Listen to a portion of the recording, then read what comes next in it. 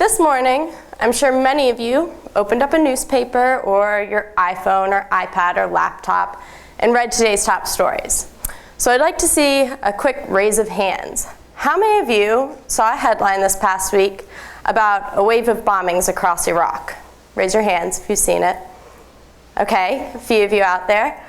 How many of you saw a story, any story, about the Syrian civil war? Raise your hands, raise them high. This should be everyone in the room. Okay, now how many of you read something positive about the Middle East and North Africa in the news this past week? Okay, I've got a couple, not very many. Because bad news sells, right? The bombings, the violence, the conflict, that's what makes the headlines. And of course, conflict, violence, tension, all exists in the region and is in fact newsworthy. But as everyone in this room knows, there's so much more of the region than these bad news stories. Unfortunately, many of my family and friends know little about the region besides what they see in the headlines. They rarely, if ever, hear anything positive or relatable, anything about the culture, or the art, or the people.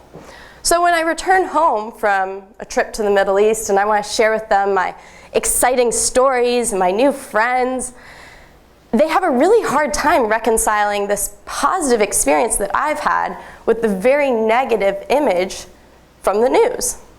So to help my family and friends and others like them gain sort of a broader perspective on the region, I launched a multimedia web platform this past November called Beyond the Bombs. This website has three primary goals. First is to clarify misconceptions about the region. Second, to showcase aspects of the region we rarely hear about in the news.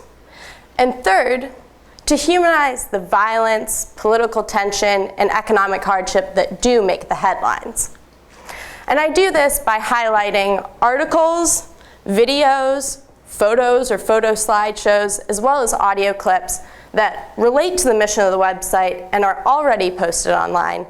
And I also produce my own original content, posting all of this into the categories of art, culture, religion, and politics. So let me give you a few examples so you can get a sense of what I do. To clarify misconceptions, I reposted a TEDx talk in which the speaker explains the true meaning of jihad for many Muslims as a personal, peaceful struggle. To showcase aspects of the region that we rarely see in the news, I wrote an article about a Saudi company whose mission is to empower women and to help them join the workforce.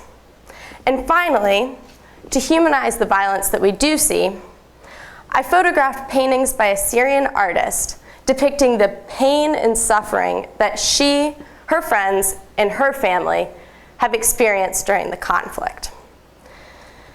This website isn't meant to comprehensively address all issues pertaining to the region, good, bad, or otherwise. And it's not the only or the best perspective on the region. It's simply meant to provide visitors with a diversity of stories and perspectives that helps them open their eyes to life in the region beyond the refugee numbers and casualty counts. I want visitors to this website to see the good, the bad, the everyday, and the unexpected. I want them to hear stories like the one that I experienced a couple of years ago in the home of an Iraqi family. This Iraqi family of about 10 members lived in a very small two-room apartment. And despite their limited space and limited food supplies, they welcomed 5 American students, myself included, into their home for the afternoon. And over the course of the conversation, we inevitably touched on the war. And all of us Americans sort of tensed up and looked around. And the grandfather in the family leaned over to us and said, "It's okay. We don't blame you for what's happening between our two countries. We see you as people, and we welcome you into our home." And then he got up and retrieved a shoebox from the other room. And among the faded family photos and worn prayer beads, he pulled out a letter. It was from an American family writing to this Iraqi family, offering them prayers and words of support, and it was part of a church initiative to reach out to families affected by the war. So this man, who was a refugee because of a war started by Americans, kept among his few prized possessions a letter from an American family. I really hope to spread and encourage stories like this and build a cross-border relationship based on understanding rather than fear. And all of you can join me in this effort. I really encourage you to consider contributing your stories, your perspectives, your endeavors. I'm looking for articles, videos, photos or photo slideshows, or audio clips that address one or more of the three main goals that I mentioned at the beginning: breaking down stereotypes and clarifying misconceptions, addressing underreported topics like art, culture, religion, entrepreneurship, or showing the human lives behind the tragic headlines. To submit content, you can go to the website, which actually does not look like the design that I showed you earlier. That design is still in production, and we will launch it within the next month.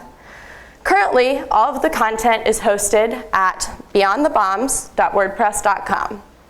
To submit content, simply click on the submissions link. There are also comment sections on each of the pages, so please feel free to use these and start a discussion.